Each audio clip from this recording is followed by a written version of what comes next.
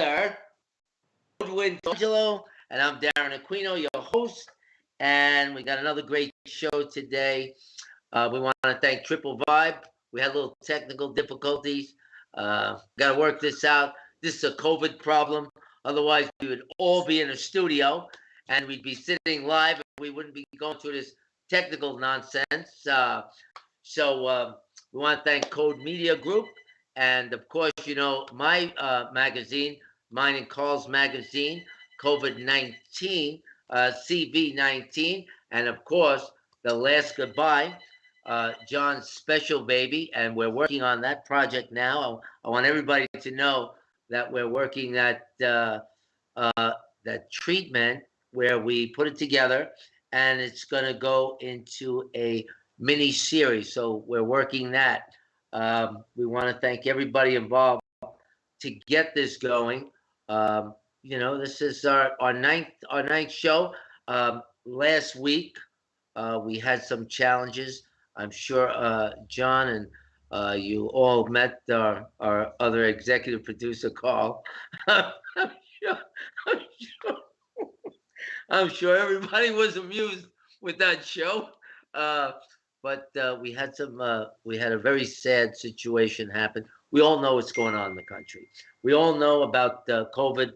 My friend's mom, Frankie Spatorno, he was my manager in the campaign. He's my dear friend. He's also the Assistant National Chief for Advocates for Disabled Americans, Veterans, Police, Firemen, and Families. You can go to www.adaadvocates.com.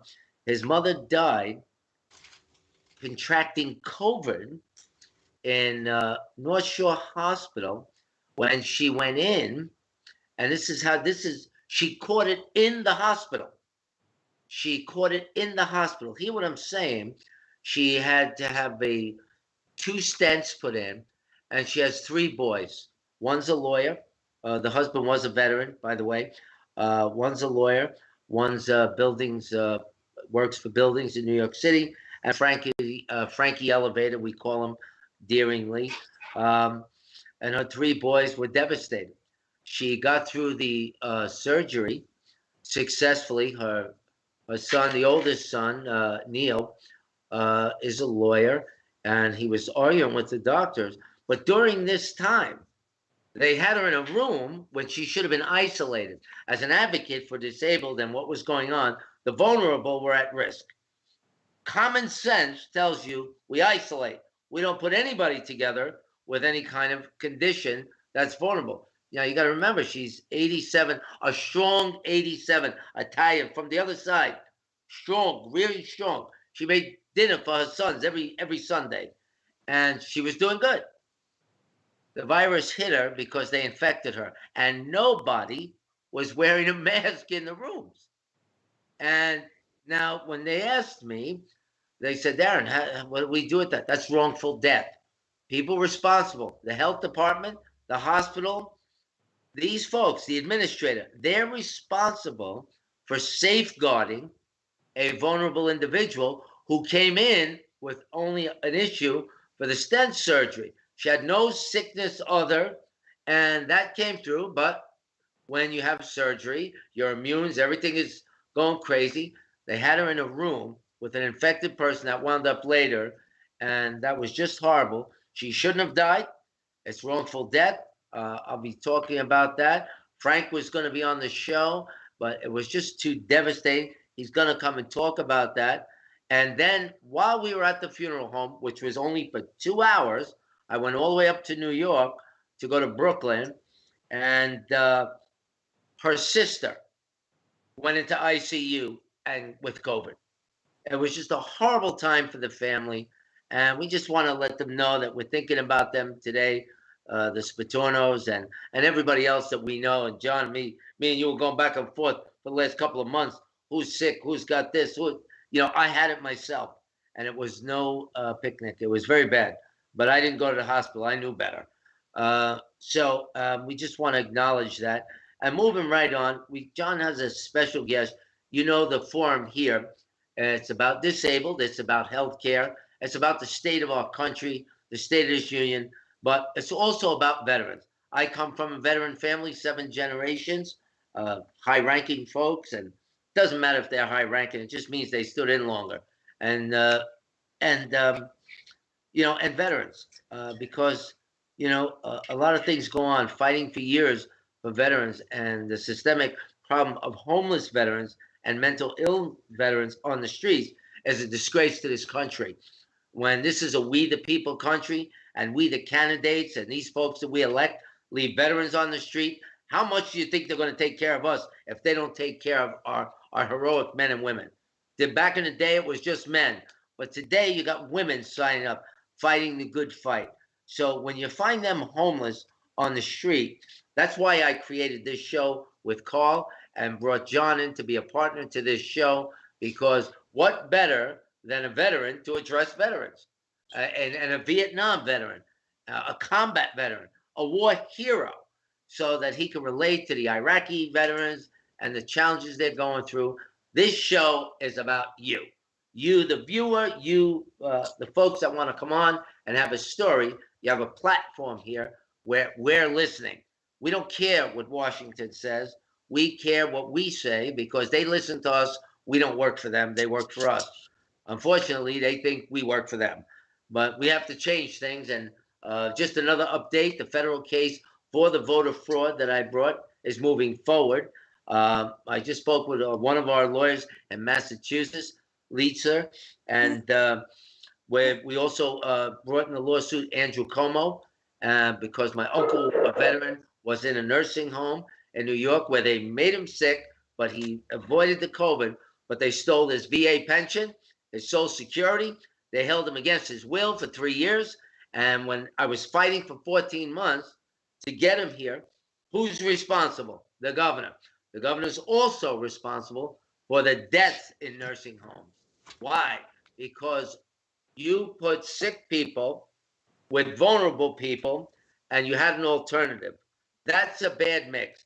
You kill off the vulnerable. That's what Hitler did in Auschwitz. Okay? He was killing the vulnerable first. That's what Mario Cuomo did. And he's going to answer for that. He's under investigation, and he's under a civil lawsuit by the organization and myself, and for voter suppression of disabled voters who don't get to vote when they're in nursing homes and hospitals. A very few get to vote. But one of the things, again, to bring out before we bring up our guests, it's my duty to always share with you that voter suppression of disabled amounts to voter fraud, because they were willful acts. We have the Americans with Disabilities Act, and it's not empowered in the states. It's supposed to be and bring back the independence. What you don't see in 49 states is Braille ballots. So it would be fair to say there are more than 35 million blind individuals in the United States. And to send an absentee ballot is not, by no means, an accommodation. I got hacked on Twitter as a candidate for Congress with that.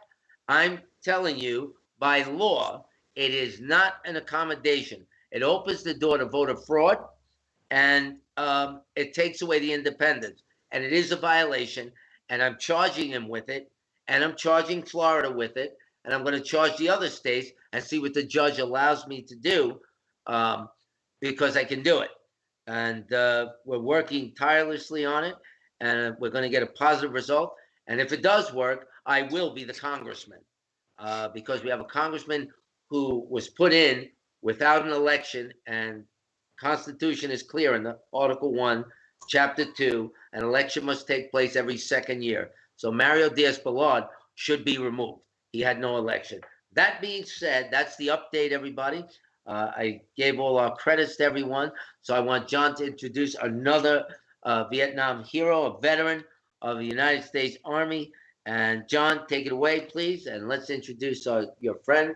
And okay, Eugene, my friend here, very good friend of mine, EUGENE Parrottta from the Bronx, another Bronx guy. He was in Vietnam almost the same time as I was, 66 to 68. And he was with the United States Army. And he was specialist 4. He received earned 2 Purple Hearts. Okay, I'd like to let him tell his story to everyone. So Eugene, take it away, buddy. Well, it's good to see you guys, and I appreciate the introduction, John. Coming from you, who I consider a real hero, and I'm not. Yes, you are. I appreciate it, but I'm not. I just did what I had to do to get me and the guys around me through whatever I had to do. That's fine. Darren, you know, the story you said, you were telling about the VA and the shots and whatever. I get this information. I'm a veterans advocate, by the way. All right, Vietnam veteran, you know, whenever I came back and I didn't know what I should do with my life for 38, 39, 40 years. And I was here, there, and everywhere. I became a veterans advocate later in life. So I just want to give you one, because you touched on this. I want people to know this now. If there's any veterans listening, all right? I get the VA, Office of Public Intergovernmental Affairs sent to me, VA Affairs, VA News. As of February 2nd, I'm reading now right from their site, VA has dispensed at least one dose of either the Pfizer, BioNTech, or the Moderna vaccine to more than 582,000 veterans. Has fully vaccinated over 44,000, totaling more than 626,000 doses. This in addition to administering more than 401,000 doses to VA employees and more than 1,200 vaccine doses to federal partners. So the VA, believe it or not, is keeping up their end of the bargain, all right, as far as veterans are concerned. One other thing you should know, and when it comes to knocking the veterans of the VA because they do things crooked, sometimes they do big things well, they do small things horrible. The VA at 23rd Street, the Obamacare VA, during the whole pandemic, when there were 4,000 beds in the Javits Center that weren't used, when there were 2,500 beds in the Compton that weren't used. I know. Obamacare took all the flow from Flushing and Brooklyn hospitals from the regular city to actually get people through this. What the governor was doing, what Howard Zucker was doing, and what de Blasio was doing is unknown. Me personally, I had to go for my second stent in the middle of the pandemic. They couldn't do it because they had no room in the hospital because they were taking civilian patients. They were going to put me in the ship. The ship gets infected because it wasn't supposed to be used the way it was, and they sent it away. So on that note alone, with you, Darren, I'm 1,000% with you on that. Also, by the way, Frankie Elevator and I are very good friends. He knows me well. He worked at the Trump buildings on the west side. Yes, he did. Yes, he did. He knows me well from Villa Ramsey. Anyway, That's right. That's right. I really appreciate the intro, guys. At this point, what I'm doing is John and I were members of Chapter 21, the military Purple Heart up here in Westchester County and Putnam. I'm inactive with that now.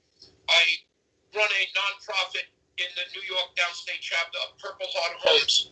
And what I do with that is I help disabled veterans be more secure, more comfortable in their own homes. If they own the home and they're a service disabled veteran and they need some kind of help, they need a ramp. They need an accessible home. Make it more accessible for them. Projects. Huge. I mean, $25,000 projects, $140,000. We like to do smaller projects. You can do more. But if there's a veteran out there that needs help and he's not service disabled and he's 70 or we just did a guy who was 80 years old, never left the States. He had a stroke. So who was going to help him? He didn't fall into any one gap. So we picked it up.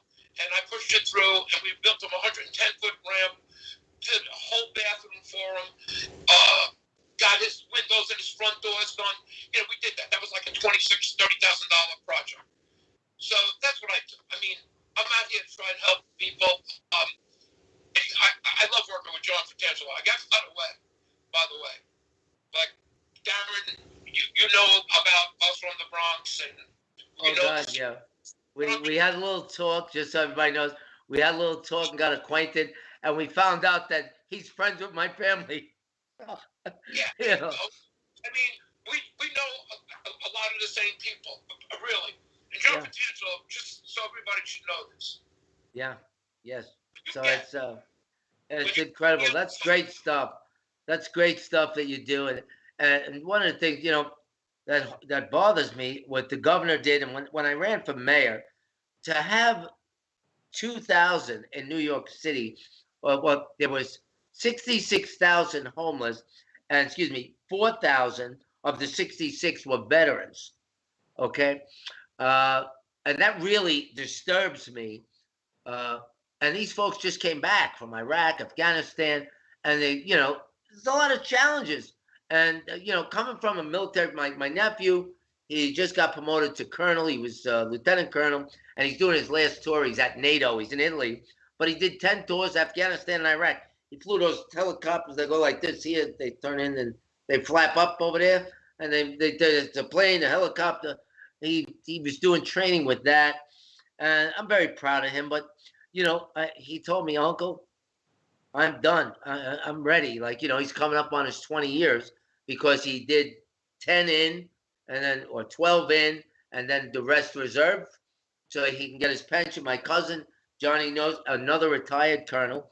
And my uncle, my disabled uncle, he was in 64 to 66. It's the disrespect to the veterans, the men and women, the work, these heroes, to push them aside. And I always say this, if they don't take care of them, they're never going to take care of us. Not ever. And a country that's ran that way by the leadership that we have, that's not leadership, because we watched murder take place.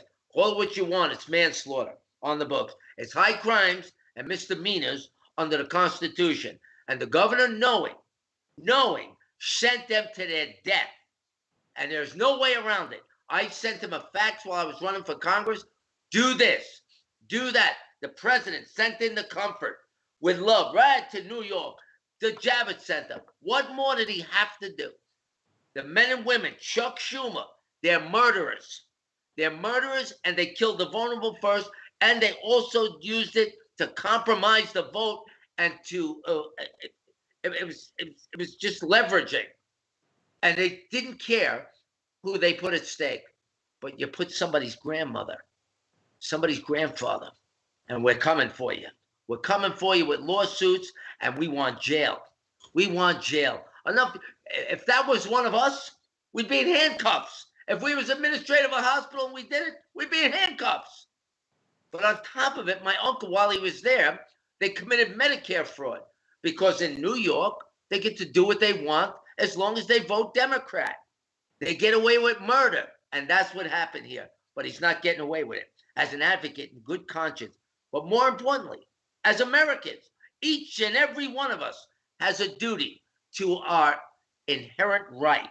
We inherited it. It's our duty to uphold it, and it's called the Constitution. Not the United States Corporation, the United States of America. We, the people, have a duty to throw off the guard for the future security of this nation.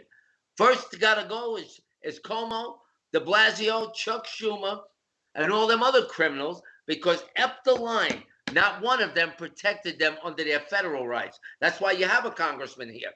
That's why you have a senator there to jump in. Nobody jumped in for the vulnerable, and we can't allow that. And after the honorable service of men and women like yourselves, okay, back in the day, we had no women except serving nurses, and they were doing their part. But now today, we got men and women, and the fight goes on, but the disrespect goes greater, and they just appease our veterans. And I'm not happy with that. I'm not happy with it. Watching what they did to my uncle, they sent him home with shoes with holes in it, no exam, and they stole his check, his little $400 from the pension and Social Security, his $1,200. They stole it and held him captive. We cannot allow this. I ran for Congress, John, and to change these things, because I'm a street kid that grew up, and I know how to fix it. I know how to fix it. It's a simple remedy, okay? But they're not doing it, because then they won't have nothing to run on next election. Because if they fix it this election, they got no job. So, I'm so proud of you to be on the show. I'm happy you're on the show. I'm grateful every day to every veteran. I take my uncle out with pride. I take pride in my cousin serving all those years. He served under Rumsfeld, and he did CIA as well. He was a guy in the battlefield. He worked DOD Marine and CIA, and he did it all. And you know, I always felt safe, but I was always worried about him. That one day, and he told me, "You may see me dead, just forget about it. The country's secure." Okay, I said, how do you answer that? My second oldest cousin, and I just can't say enough about the veterans. But they also, because you guys, I'm not happy about John. And me and you talked about this. As soon as word came down with some of those mass graves in New York, they put some of the homeless veterans in them. No final farewell. I'll make Como find each and every body, and they will get their final farewell. Who the hell do they think they are? We have to stop this craziness. It's one thing to lose an election because you lost. But when you fix it, or you deprive the disabled with no braille ballots and no accommodations, you fixed it and you suppressed it. And that is fraud by definition, because there's a law in place to avoid your duty. I sued a commissioner out here. She told me she can't do it. She won't do it. I said, I'll see you in court. You'll do it. You'll do what we say. Because when you're an elected official, now you work for me. Your private life is over until you're off the clock. But while you're on the clock, you work for me. I don't work for you. And we need to enforce that. So, I mean, the career you guys have going back in the war that you guys fought, you were boys. John, when I think of John's story, when he brings back his cousin's body, 19, and he's got 3 saves under his belt, running into bullets. And they no respect. I said, I'm putting him in for the congressional. He should have that. That's what these guys get. That's what he did. It's unfortunate that we're going to put in for it now.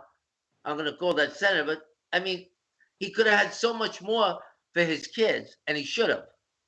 And he did it while he was a kid. These things stifle me. They aggravate me. And, you always got to treat people, give them their just desserts for the service you guys gave to the country. A lot of people ran away. They ran to Canada. Remember hearing the stories, those hippies? These guys were at my older brother's age, and you had people running away to hide when duty calls. So this is our country, and it's because of men and women like yourselves that we have a country. But if we don't straighten it out, we won't have one for long. So I'm just thankful for having you here. And when I think of the damage done to veterans, killing themselves, no help, how do we not solve these problems? There's a solution for every problem. Who's gonna administer the solution? I'm tired of them waiting till next election, and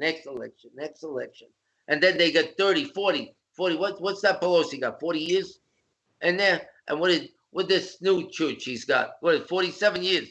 How long do you want to work for the government? It's crazy. But I want to hear more about this story, and we just had to talk about that because the viewers know I'm one of the best advocates in the country, because I don't take shit from nobody. And this is our country, and we're grateful to the men and now the women who preserve our freedoms. And I'm motivated by your service, and that's why I do what I do. Because they wouldn't let me serve, because I had the club foot. They wouldn't let me. I tried. And I want to be like the cousins and everybody, but I do this, and I've been doing this for 35 years. That's what all this stuff is behind me. Dedicated service from this side of the fence. So tell us more, Eugene. Wow.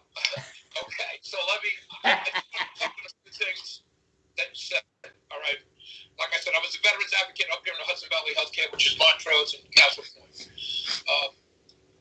Dealing with homeless. This is how I made my bones as far as being a veteran advocate. And I got picked up by a guy named Greg Ball, who was state senator here, ran the Veterans Affairs in the state, deadly enemies with Cuomo, but I was his Veterans Affairs. So to get to that point, I worked with a woman named Lorraine Lathrop in the psychosocial rehab and recovery, which is Building 12 on the Montrose campus. It deals with people, at the time, mostly Vietnam veterans, who are having a hard time transition. As far as homeless goes, all right, here's where the problems are. You can give every veteran a home. They can build homes, barracks, wherever. That doesn't help. Help is supposed to be when they come from wherever they are and they have to transition.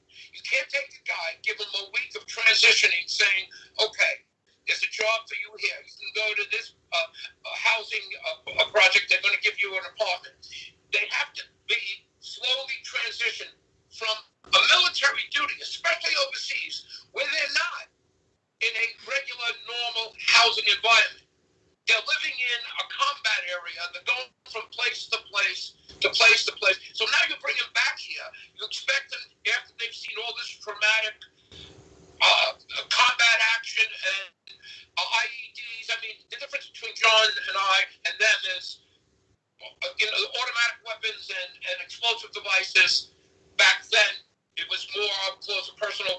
Now it's more explosive devices, drones from different places. You can RPG rockets. They hold them. It's just a different thing. These people today need to be in a place where they can transition from the military into a sort of a step-by-step procedure where they can actually live in a home, be responsible, keep a checkbook, which we don't do anymore, but even with a debit card, we used to have courses for a lot of these guys, older and younger, on how to keep your finances. They're not ready for it. You can't, just because you got 400,000 homeless in the country, you can't build 400,000 units. These people don't care about that. They want their check. They want to be able to get it, and they want to be able to go and stay where they want to be. That's mental. That's a mental and emotional problem that has to be overcome. It took me years to figure this out for myself. So when I get to Montrose and I see, and by the way, the Montrose VA, which I every day bash because they always do something stupid, but the Montrose VA is the iconic VA for PTSD in this country. It was started by Roosevelt in 48, 49 for shell-shock veterans from World War II. John knows this. He knows the story. That's where they went because they had no place else to go. First one and only one in the world. That was it. And it's morphed now into, now we're helping them to try and get to the next level, and it's called PTSD. You have to get them emotionally, mentally first before you can release them into the general public with money in their hand. You're giving them a check now. Listen, I didn't get a nickel until I was 61. 61. I went all those years being a lunatic, working in labor. I was a laborer. I was doing this. Didn't get a nickel. All right? These kids today can get it the minute they get out of the service, because now the government's actually starting to pick up that they got to help these kids earlier. I think what happens is they become too incompetent. They want to be able to smother them. We used to call it Mother Montrose. She's going to do everything for you. You can get your medical care here. You can get your PTSD care here. You can get a lower price in the Patriot store. You can buy things. People have to learn how to take the next step by step. So just about the homeless, you can help them all you want. You can give them money. You can give them places to live. They're not staying. They're not going to be there. They're going to leave. You got to get them in the mind first and emotionally bring them back to a level where they're like normal people in the street. Yeah, they have to be stabilized. They have to be stabilized. They need to be destabilized. They need to be, detox. We used to call it, you detox when you're on methadone. Yeah. Oh, yeah. Sure. Detox with combat. Over here in Naples, while I was running, we have 1,000 just in my county, 1,000 homeless where they go into tents. They don't want to go to shelters because they're dangerous, and they get robbed.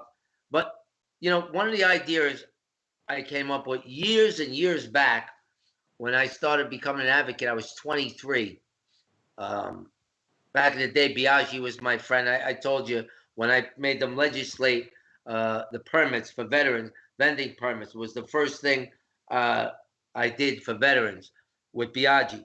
But But one of the things I wanted to do was take all the abandoned properties, and I was going to partner with Lowe's and Home Depot, and we're going to refurbish them. We have a lot of government property. So government property is our property. And to give it to veterans, and we get some Army Corps of Engineers, and there's a lot of handy veterans. Some of them are just homeless, and they got skills, and and the effort. Like you get school kids. This could be such a great project to take teens in trouble. This is part of their community service. Get in there and start painting as we're refurbishing. This was a win-win idea, and I could think of them all day because when you have some time on your hand, you could think of amazing things that we could do that is not as costly as we think. Instead of building, we already have, and we got to refurbish. And that was one. They shot that down. I wanted to take. There was a mental Pilgrim State. Como sold it for $20 million. It was a 13,000 bed facility that would have took care of a lot of our homeless problem. I told them in the facts on March 13th, take the facility back. Take the first people to test the homeless folks first, because they're the ones that's going to spread this right away, because they're on the street. They're going to spread it more. They're open to it. They're going to spread it faster. Test them first. Use the armories. Bring them here. Go to the garment district. Order them to make the outfits right away. Right away. When we want something done in New York, it's the greatest city in the world. We can do like nobody's ever done. And I said this to him. Did he do it? No. He said the nursing homes instead. Frig it. No, we won't use what the president gave us. Screw that. No, because if he helped us, we won't win the election. This became political, and they took the lives of people's friends of mine. Took their lives. He must answer for that. And this is why you get back to this. This is why there are homeless veterans. We're not utilizing what we have. These are our properties, and we could use them. It's a good place to start. And through that, you get more creative. You got other folks. You got a lot of people out there, and you got a lot of thieves out there that take advantage of the veterans. And look at Wounded Warriors is a good project, but they were stealing out in Florida. They were having parties, and they caught them. Because chapters, once you lose quality control, it's out of control. And then they steal good money for people. Let me stop you.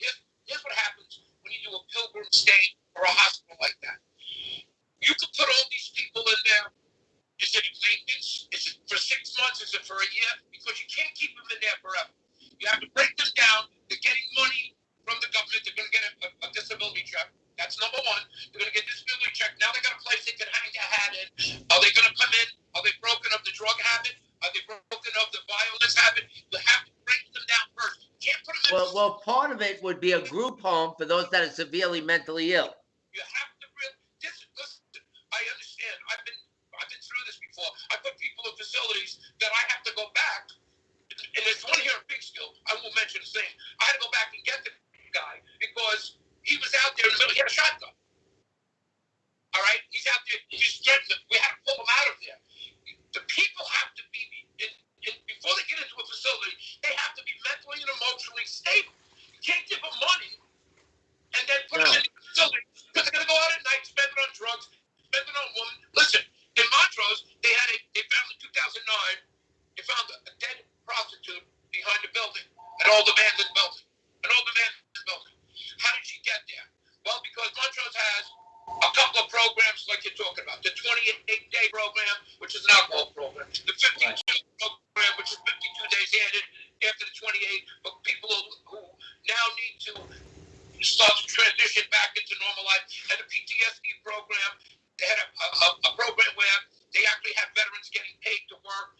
All these programs are going on in Montrose.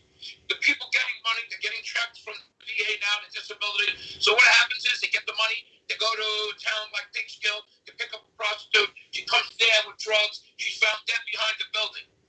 And it wasn't the first time that they found this on a federal campus. You can't leave them there. No, that wasn't the plan. We're going to pay people to make sure that this is all running properly. And that's where the problem is. These veterans don't want to be regulated. They need to be for that group of veterans, you're correct. But my plan was to first tackle the mental illness veterans because they're the ones that are killing themselves every day. And the PTSD is a very serious issue. Mental illness is very serious. So a lot of these facilities would be group homes until if at what point we could see that they're stabilized. Because the thing that we should be focused on is bringing back their quality of life and gratitude for their service. That's my approach on it. And you know, having a mentally ill son, and John knows, me and John had this talk, and knowing firsthand, and imagine, I understand what another parent goes through.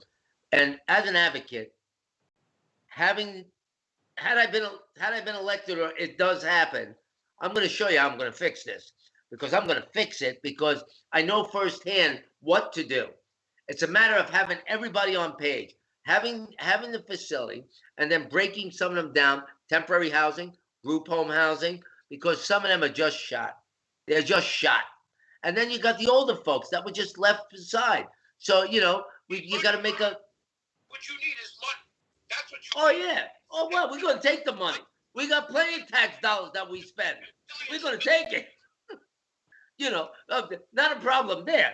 We're going to take that money because Ilhan Omar and Nancy Pelosi and all those criminals wanted to give during COVID $100 million to illegals. And I told them, go F themselves. You don't take my tax dollars. You give it to veterans first. You're leaving 70,000 homeless veterans around the country, California, New York, around, and you want to give $100 million to illegals? I don't think so. I said, not my tax dollars. You may be the speaker of that house, but you're not the speaker of my house. And John knows how I'm very passionate about this, and they will not get away with it because today's laws and the ADA, you could sue a senator in his official and unofficial capacity. He has a duty. It's called service. And once he abandons those duties or fails, the citizens always have a right to challenge the Congress or the Senate. We're the masters of our future. And, you know, what it is a lot of people don't understand it. A lot of people don't want to fight because they think, I gave him title of senator. He's my boss. No, he's not. He's your manager. He works for you. He's the manager of your life. He's not running your life. He's managing what you're in charge of. And if he's not doing a good job or she's not doing a good job, it's show him the highway. And it sounds easier said than done, but there are now, you could take lawsuits out, and I'm telling the team now, and they said, Darren, we never thought of that. Well, you can. You can. And now when you see how they got out of control, COVID was a real eye-opener for everybody, the entire country. And we watched reckless firsthand. And they tried to blame other people. Those that were responsible tried to blame others. And we can't allow that. You know, and again, it comes back to veterans. I mean, John knows... I want you to listen to this. He's already signed into law with executive order. He's allowing 11 illegal immigrants into the country. Those 11 illegal immigrants, 11 million. I know, the 11 million that we had there. Now listen, this is what's going to happen. Your tax dollars, John's tax, I don't care whose tax dollars it is, they're going to get vaccinated first. They're getting tested and vaccinated before anybody. They're going to come into this country. They're going to get done first. You know why? Because your voice in the wilderness in Florida is not picking up in the halls of Congress because they don't want to listen to you because you're a red state guy. That's where right. the problem is. That's right there. Period. They're going to do it whether or not you're fighting in Congress, but that's what you think you belong. He's doing things with executive action. He doesn't need you. That's what the problem is. So we can battle this out up and down, in and out. If you go to Congress and give that impassioned speech, these people are going to say, wow, that really makes sense. How do you vote? 149 to nothing. Because it's all now partisan. Right? So, we gave them a good living, and they don't care about how we're living. Of course not. I understand that. Listen, you know that. I mean, we've been raised in a. I can't remember when we have a republic. It doesn't matter. New York State has been this way for years. It's not getting any better. It's never going to get never. We know that. John and I know that. We're just God, no, yeah. All All right? So we have to take care of what we can take care of. If the VA wants to fund us and I can help John out any way I can, I'm doing it. And if I can't do it, I do it my way. I go private funds. That's why I do what I do. I'm a 501c3. I can get out there to raise the funds. I know how to get gift cards from Home Depot. My headquarters will help me. If I have to depend on the government to get us through, I would rather hang from my fucking ceiling, because that's what's going to happen. You got, like you said, take things into your own hands. That's right. That's And right. by the way, just before I get out to tell you this, the people who hear this should know that John Fratangelo, a friend of mine, a good friend of mine, who I admire, all right, to be a hero, you don't have to be an extraordinary person. You're an ordinary guy who does extraordinary things. And if you think I'm kidding, when you get to a spot where you think you can't do it, and you overcome that and do it, then you're a hero. And the people should know that about John Fratangelo. All right, you don't get the awards he's got by being this guy who was tepid or not sure. Sometimes you got to bite the bullet, bite the fear, and get in there and act. That's what John Fratangelo did. And I'm proud that I'm on the show with him and to be mentioned in the same breath. What I did was, when they said, Eugene, go do this, I used to look at them crooked. I used to say to myself, I'm going to do it. But when I get the chance to bitch and moan, I am. All right? I would know. I don't know about the rest of those people, but you had to do what you had to do. All right? And I appreciate that you guys have given me this opportunity. Anybody out there that needs help, a veteran who's whatever war, if he's service disabled, and if he's older, if he's in his 60s or 70s, he doesn't even have to be service disabled. Get in touch with me, Purple Heart Homes, New York Downstate Chapter. I will come there. And if I can't get there by myself, I'll have somebody take me there. All right? And I will see what we can do. And if I have to get help, I go to the Purple Heart Chapter 21 and ask them to help me. I go to the VFW. I'll go to American Legion. I'll go to Darren AQUINO. Listen, Darren, you got friends in the community? Yeah, I know people in Kiwanee. I know people in Lawrence. I need money to build this guy a ramp. That's what you got to do. That's right. Shit, guys like you, Darren. Because if I had to go to Congress, I'd be in jail for life. I wouldn't be a congressman 15 seconds before I had somebody by the knee. All right? You're right. You're 100% right. I don't have that kind of discipline. I don't. Anyway, John, I think I'm running out of, I'm down to 17%. I don't, if I go out on, my phone didn't charge, and my charge is upstairs. No, we're happy to have you. Let me give another intro about the show. We usually take this time for people who come in because there are people watching us live.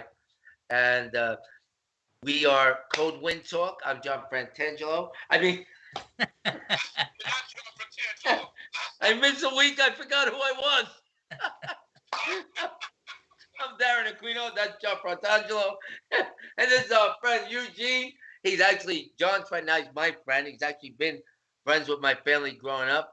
And I'm a little bit younger than these guys. Very well. And we were just talking, but this show is put together. It was my creation to have an advocates platform. And Carl, my executive partner, what do we call Carl? He's our friend. He's our friend. I had an idea for a show, and it was going to be called The Advocate in 2014. And when I was talking to my friend Carl, who is the Code Media Group, while I was creating another magazine about healthcare, CV19 Mag, with our chief medical officer, we created a magazine that's about healthcare, disabled, a lot of things going on. That's all part of this. And with Triplevibes Radio, they have this slot, and they give us this slot. We hope to put this on a network where we're all in a studio and we get past this COVID. And because this is the real talk, and this is not no bullshit show. This is not fake news. This is, you got a story to tell. We're going to listen, and we're going to give you the platform. If it matters to you, it matters to us. It's real. It's right here. It's now. And you get to tell that story, the untold story, the forgotten soldier. We had Chris LaMarche. John was talking. Did John tell you about Chris, a guy we were helping? We're going to try and have the senator come on. I got in touch with Senator oh gosh, Senator Langford, Senator Langford in Oklahoma, and I told him I had a situation because I was running for Congress, and I called him Friday night. Saturday morning, his girl calls and says, "Get me the veteran's name. I need him to sign a paper for me to do it." I said, "No problem." So I appreciate. Boom. They had him AWOL. John, I don't want to get into his whole story now, but while he had an accident, while he was a reservist, he got hit by a FedEx truck that left the scene, left him with traumatic brain, more injury because he got traumatic brain earlier, and he should have been severed, but they didn't sever him, so he should have been on the road. So it's their fault.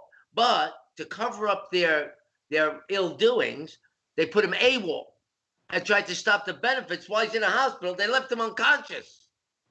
And when he called me, my wife works with a person that happens to be his cousin. My wife is in early intervention, disabled children, autism. She's been doing that for years, 40 years. And she's heard about me. And she said, could he help my cousin? She was in tears. I said, what's the problem? And she said, they got him AWOL, they cut his benefits. He's in a hospital bed. I said, what? Oh, I couldn't understand. Oh, he's a veteran. He's a reservist. Well, Sergeant, 36 commendations. 36. One's a lot. He's got 36. So I call him up, and his other relatives are babysitting him, wives, cousins, and things. And he tells me the story, and he's nearly in tears. And when we had him on the show, we were all crying. All of us. Everybody was crying. We were just so saddened by the disrespect and the lack of a commanding officer letting this happen to cover up what he didn't do for him, to cut his benefits, take it out on his family. And this man was on the verge of killing himself. And that's why they're babysitting. When I called him. This is not VA. Excuse me? This is the DOD, not the VA. Right, this is the DOD. And, so when I spoke to him, and I said, he says, my wife, I came down here because he had a transport from Jersey to Virginia. He had to go to Fort Bragg or something to get his severing. That should have been done in 2015 after the bomb explosion that he was in while he was in Iraq. But they kept him in till now. So he had this car accident because obviously, and the commanding officer says to his wife, it was his fault anyway. How is it? What are you telling the guy's wife? The guy nearly died. But I called that captain up and ripped him a new ass. But to think of all that, and then he tells me, I tried to kill myself yesterday. I said, what? He said, they're going to cut the benefits, and that my wife won't have nothing. I said, no, Chris. I said, don't think that way. America loves you. We care about you. We're going to fix this problem. I will fix this problem. Don't you worry. Okay? I want you, I don't care if you call me 2 a.m. If you get these thoughts, my phone, I'm going to keep right by the bed, right here. Right here's the phone. You call me on that phone. I get very emotional thinking about John. No, we were all crying. Okay? I says, you call me. Don't you dare. I got the senator. I got these people. I put up this letter. I gave them a direction of who they're going to contact. And if they contact him again, they'd be violating his civil rights. I'm his advocate from this point on. You don't talk to him no more. You talk to me. And they got the letter. Then Senator jumped right in. And Johnny got the notes. Right, John? Quick, right? That was fast. He got it in December. They got rid of that. Now we got to take the next level and get him his benefits. I got to find this out because I've done claims and I've done things like this. So the DOD has let him out with what kind of discharge? No, he's still active. Still active. Okay. So here's the problem I see. I don't know if the senator knows it. He probably does. But here's the problem. The DOD still has him in hand. You understand what I'm saying? They have him. You got to get him out of the DOD somehow. He has to be discharged, separated, or whatever it is, in good order, either a general or an honorable. Then, once the VA, once he's out of the DOD, he becomes property of the VA. You can get him a claim much quicker through the VA than you can with the DOD if they're giving him that kind of problem. Well, yeah, but we had to get him. What they did, they were trying to give him a dishonorable. They wanted to say he was AWOL. Well, he got hurt. He got hurt twice. Twice. The second time, in my opinion, as an advocate, had they severed him in 2015 when he was in the explosion in Afghanistan, okay, because he had the traumatic brain, he should have been severed. He wasn't. So they kept him in the reserves. They kept him going. And they set him up, in my opinion, by not having whatever debilitation, he was forced to go to another, actively, to another location, another location to settle this issue. He wouldn't have had this accident. That's fact. So this here, these Army reservists, his captain, a commanding officer, send him and then tries to ridicule him for it, to add insult to injury, puts him AWOL while he's in the hospital bed. AWOL. And everything is on a day report. Everything that they do in the military. Everything you do from the minute you wake up to the minute you go to sleep is on a day report. There are officers of the day that have to report on everybody in that outfit. Everything that was said between him and a commanding officer has to be recorded. You can actually require them to take those transcripts, and you can use that against them. oh yeah, we got them. We got the transcripts. This way, see what he can do, but you got to get him out of the DOD with an honorable or a Well, that's the next phase, and that's happening. We had some other people call me. They got my letter, and I said now, and I'm very harsh, and they contacted me, and I said, well, we're going to move for that to sever him, to get a separation, and he's going to get a medical separation, and he's got to be turned over to the VA, and then we got to talk percentage. Separation is perfect. That's what's going to get him to the VA claim. Right there. Yeah. Yes. You're going to have to give him a written assessment of his mental, emotional, and physical health. All three of them are going to come in a black and white hard copy. That becomes the basis of his bigger claim with the VA. It's going to get, where he'll get the money, and he'll get it. And what happens with a senator, if John and I do this on our own, it takes 7-8 months. A senator's backing him, it should take maybe a month and a half, because he pushes it right through the veterans. In Philadelphia, they do all the inquisitions, supposedly. They'll get it done. But when the senator's backing, when they see a senator's seal, congressional seal, they start to hop to it. That's important. Very good. I like that, Darren. Not only that. If I can help you in any way with that, John told me about it. I told him what I thought would really,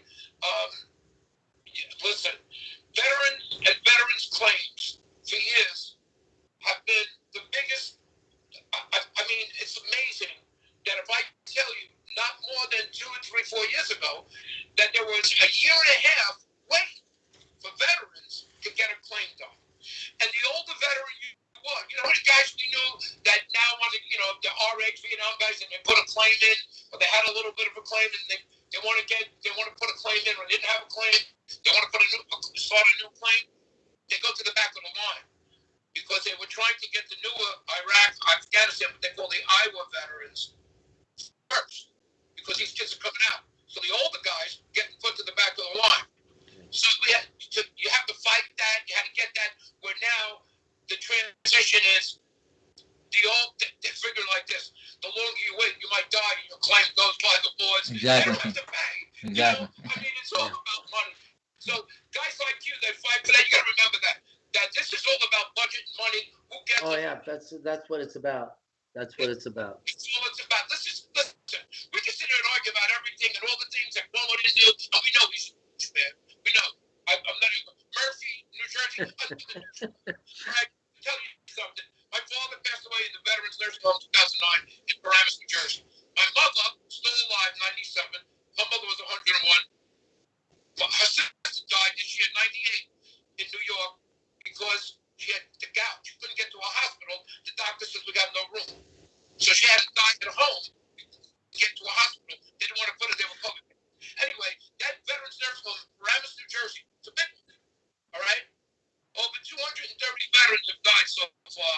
due to COVID.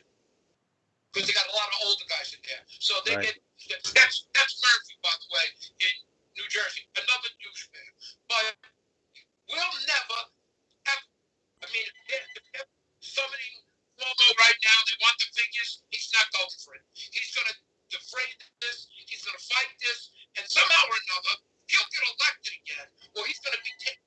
No, he's done. This is his last term. He's out. Fight about Cuomo for the rest of our lives. Cuomo can't run again. He's over. This is his last term. Yeah, well, he should be ashamed of himself. I mean, he really should be ashamed. Well, hopefully we'll get him arrested. Gene, And, Eugene, though these people have no shame. They have no soul. They have no And you know soul. what's really bothering us? Listen to this. Your last name ends in an O. Your last name ends in an O. My last name ends in an A. All right? He's got a vowel at the end of his name. I'm a disgrace. Yeah. Disgraciado that I have to share his heritage with us. I know. Alright?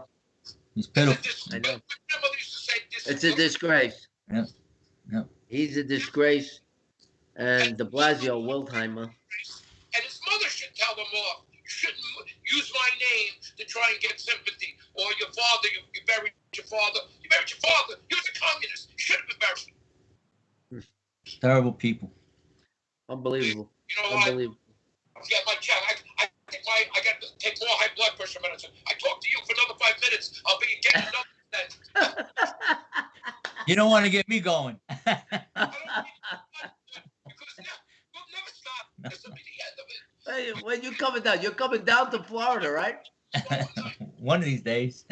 Right? Eugene said he's coming down. He's Oh, coming down Eugene. to Florida. Yeah, yeah. Right? Eugene, you're coming down to Naples.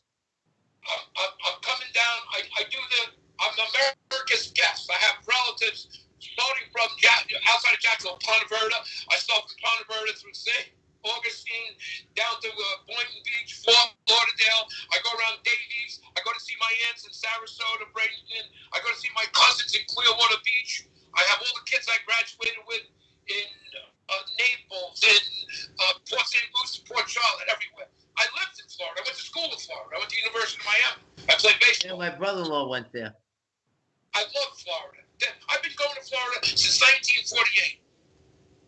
My father used to put us in a car, and we drive down. At one time, it took 3 days.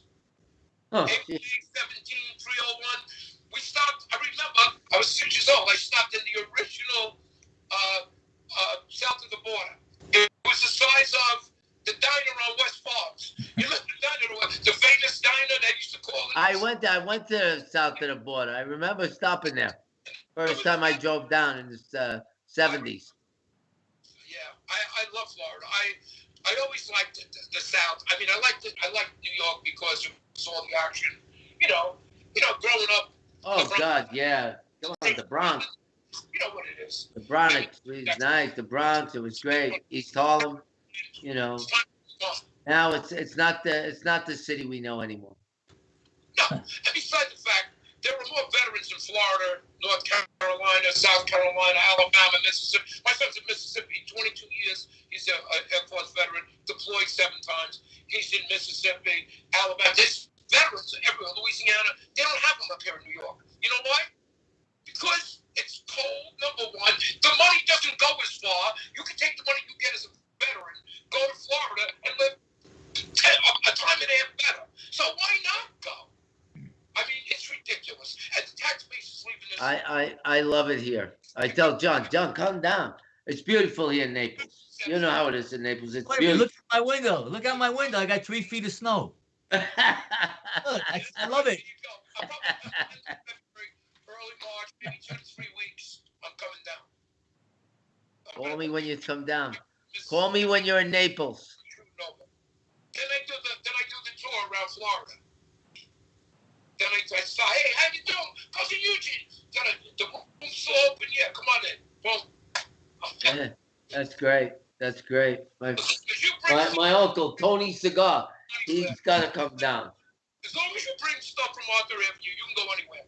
Yeah. Oh yeah, they love when you stop at Arthur Avenue. Bring the cannolis. I got Addio bread. What do you got? I got Addio bread. I got Video, right? Yeah, they go because it's it. That's it. But you can't get that here. You can't get none of that here. We got one guy. He's got the Manhattan pizza and pasta. It's from Brooklyn, but it's not bad. The dough is okay. It's not bad, and he cooks in the kitchen. So soft water. I don't even know anymore. You can make pizza. Who knows? I mean, you really getting good pizza. I gotta go back to Johnny's in Mount Vernon to get really good pizza. Johnny's from Harlem. You know, Johnny's from Mount Vernon. He was originally from Harlem, 116. Is that right? That place is considered the best pizza. It gets the award, Westchester Putnam's. Then Johnny's Pizza's in Mount Vernon. Oh well. Oh, good. Well, my Carmela Patsy, she used to make some pizza. What? On Lincoln Avenue, Johnny's Pizza. I haven't been there. No. But you heard about it, right? From you, yeah. Yeah, the best. He's still the best. He's a Harlem guy. He's a Harlem guy. Right. But his father was a Harlem guy. He's the next in line. But it's the best pizza around. I mean, the pizza we get up here now, even in New York, what Italian guy you know is making pizza? Where? Tell me where. I don't know. Who's making it? You know who's making it? Let me tell you who's making it. Ramon, Julio, and whoever else is in the kitchen. Right. That's right. That's right. You don't get any old school pizza makers no more. Yeah, or they're Albanians saying they're Italian. I know that. I don't Yeah. care. If it tastes good, I'll eat it. All right? Yeah. If it's good, we eat it. Well, we got it. They're here now. They're here in Florida. They retired. They came here. Yeah, that's right. Well, I got a guy that was up the block, my friend Andrea. He's got a restaurant. He lived up the street from Rails. He was there for a couple of years. So he's over here now. You know? So I said, oh, good. He cooks. I go to the kitchen. He cooks. I could go in the kitchen. It's no big deal for me, you know. But you can make good Italian dishes, and if you have a good chef who knows how to do it, you can eat anywhere. I mean, I've eaten in Florida some really good restaurants. I really have, especially in the Fort Lauderdale area. There's a couple of guys down there, Anthony's, Robert's Pizza, Robert's, it's called. I think it's Robert's Pizza in Rock Del Rey, and Roberto's or Robert's. I forget. Roberto's. Well, my cousin Tony, he owned the Giannini Brothers. Okay, okay, yeah. He told me the secret of good pizza is New York water. yeah. New York And water. bread. Okay. The dough. To make the dough and enough yeast, the dough, you got to make the dough right. Otherwise, you're screwed. But Carmela made the best dough up at Patsy's. Yeah. She made the best dough. And you know what they do now? I used to work as a pizza as a kid. You know, John married a girl. It was the Triplevibes pizza. But we had pizza, and the guy showed me. He said, when you make pizza, he says, and they put flour on the board. You know, they put it on the board. They put the dough in the oven. He said they put flour all over the dough, right? Then they put Yeah, flour. I hate that. So what happens is when you put it in the oven, the flour that's on the board, the bottom of the board that the dough sits on, gets in there. Now it doesn't cook the same because the bottom That's doesn't. right. That's right. So he said you don't flour the board anymore. Just put the thing in, let it cook right on the oven. All right, and if you've got a cold bread. Well, that's what they use, the screen. They use the screen. But me, I would put semolina because it rolls off. It's better. You know, that's better. Or the screen. And that way, I hate the flour because then you get powder mouth. I call it powder mouth. They get pizza powder mouth. Pizza man, listen to me. What was the best? Patsy's. People used to go to 117th Street and Burns Avenue. Best. The best. Carmela made pizza. She was good friends with my grandmother. I used to sell it when I had the business. I used to sell it as sauce and cheese. I make the same sauce, so I know the recipe. Yeah, that was great. I mean, now that somebody took it over, but then I know the Albanian that took it over, Frank. the Albanian guy took it over. Yeah. And But the guy that had it before him was her grandson. they said, When I was a kid, my grandmother would make the homemade dough, and we have we have a big family, right? I mean, huge, and they put it out on a big board, and they cover it with the blankets. You know how many times I sat on that dough? And then she get a knife, she sit by the end, and she cut pieces of the dough and Right. roll it, and then she get the knife, and we call it streginad. They look like little German hats, right? Yeah. Finger, put it on the thumb, put it down, and thousands of them, and they harden overnight. You know, Yeah. you don't see that. You don't have that anymore. You know, No, it no. was great. Yeah. pizza, like you said, my grandmother used to lay it out. I'll beat, yeah. Yeah. All right, and she would lay it out. A little bit of olive oil. You got a lot. You got to have oregano, otherwise. Yeah. What else? Yeah. No mozzarella, just regular, Yeah. just a beat. Yeah. Yeah. And then once in a while, she used to make a pizza frita with just the dough. Yeah. Yeah. You know, it was like a big staple almost. Yeah. You put it in there, and it came out nice and hot. I mean, I don't know. You know, my mother's, God bless her, rest her soul. She still drives, my mother, by the way. She was the oldest volunteer in the state of New Jersey. She sucked. She used to go to volunteer in that nursing home in Paramus, the veterans. She doesn't do it anymore. But she says, I'm going to tell you right now, I have uncles that were famous boxers back in the 30s and 40s. She's a baby, my mother. She could hit harder than my uncle was he was the featherweight champion of the world in 1936. My uncle fought Sugar Ray, a couple of guys on TV. My mother is strong like a bull. All right, she cooks when she makes, and she still got her mother's recipes. So my mother's 96. My grandmother would be 130, something like that. So those recipes are like from 100. Oh, forget about it. Yeah. Yeah, up in Altavia, she came from in that section of the village, Avellino. Yeah. So I said to my mother, "Are you sure this is the way it does?" She says, "My mother did it. Her mother did it. Her mother did it." So I'm gonna go down the line every time I said, "Mom, we'll be here 27 years. When you give me a mother," she goes, "Just do the recipe the way I give it to you. Yeah. It didn't fail That's it. in something Right. years. It ain't gonna fail you now." Right. That's right. That's right. You gotta love that. You gotta love that, man. They make their own flour. They make their own dough. Yeah. Yeah. Dad, everything was from scratch. Everything. You It's know, great. I cook. Oh, my wife don't cook. I do the cooking. I lost you, Gene. Your phone must be dead. His phone is dying. We lost him. We lost him. We'll take it from here, John. Okay. You can hear me, right? I Yeah. thought you went too because you were going.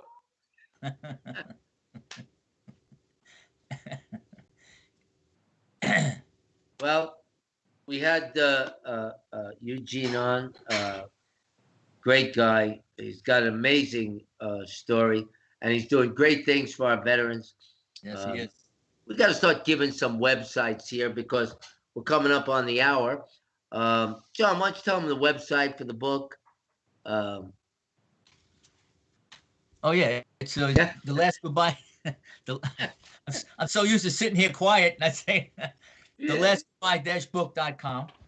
Again, we go comedia.com and you get all the and Triple Vibes Radio. Okay, and you get all the links. You can see all the videos and the documentary, and then go to AQUINO for Congress, and you get all the help you need from that guy right there, Darren. Okay. Well, we hope to win. It's just horrible when we think of what happened to Frank's mother, and he knows Frankie Elevator. When we think of that, you know, we see what the leadership done this, not the president, the governor. Oh, by the way, Governor. Darren, to get back to Chris LaMarche, Right. I got a link for him. I called him up yesterday, but I left a message for him to call me back. How he can get his Purple Heart. Okay, give him another call again and follow up with him. I'm going to call him too because what's the next step? Well, the next step is we got to get you severed. You know, first we get you severed, then we work towards that. And, you know, you're going to have to get rid of this lawyer because my lawyer can't step in. You know, and I'm not happy this guy didn't do anything. He should have been doing this, you know, but no, they did. Lawyers don't care. So he has to get rid of this lawyer. So call him again and tell him, let's focus with this guy and we'll get the other people, the new lawyers, because I'm limited what we could do while he's got a lawyer there. Mm-hmm. We can't do anything. Right. Well, that's separate from getting the Purple Heart for him. Right. But I'm saying, like, I mean, you know, as far as the benefit. Yeah. But yeah, so I mean, another great show. He's funny. He's gonna come down and see us in Florida. We're gonna have I want to get the senator on to everybody watching us. You know, I'm Darren Aquino. This is Johnny Pizza, and this show's about whatever issue you're going through. If you need a forum, if you got a situation at work, a discrimination issue, harassment, or you wanna get engaged and you don't have the courage to do it in person, and you want to do it from the show, you could do it. We got a couple of minutes, 4 minutes. And if you want to do it from here, and you want to ask your sweetheart or whoever she is, or you want to tell your husband you're pregnant, you could do it here. If you got some issue that you want to just bring out and talk, this is what we're here for. This is Code Wind Talkers. I'm Darren. This is Johnny. You know our names. You know that we've come to Triplevibes Radio. We're part of Code Media and the AQUINO Enterprise with CV19 Magazine and The Last Goodbye, and of course www.adaadvocates.com and AQUINO for Congress. We're fighting that voter suppression of disabled voters, which amounts to voter fraud. We got that case, it's in the works, and we got 3 minutes. And so we just want to tell everybody, thank you for tuning in. We're going to be progressing and getting more. You may see us on a major network, but there's a lot going on. We're going to bring out Senator Langford. We're going to get in touch with him to come on to the show to tell us what he did for Chris LaMarche. We're going to see if he's got some time for us, and I'm sure he does. We're going to have Chris back. We got some other guests coming on this show. Who do we got next week? We're going to see if we have Langford next week. We're going to see if that can work out. But we're going to let Chris tell you anyway how he's doing. So we have follow-up guests, people who have been here and sought help. Chris got the help that we tried to get him, and we were very successful. He was only on 6 weeks ago, not even, and the problem solved with the problem that we were talking about here. We take pride at the show, me and John, and what we do. And as a national advocate for disabled, I take pride in fighting for our veterans and for disabled Americans. I will keep fighting if you keep watching and keep supporting. So again, it's just great to be here. Johnny, anything else you want to say about anything? No, just another minute. Just thank everybody. Come on, pizza. Did you make any pizza today? Then we get pizza. We spoke a lot about pizza today, you know. We spoke a lot about pizza, and I'm not the kind of. But we haven't had any espresso. We haven't had no pizza.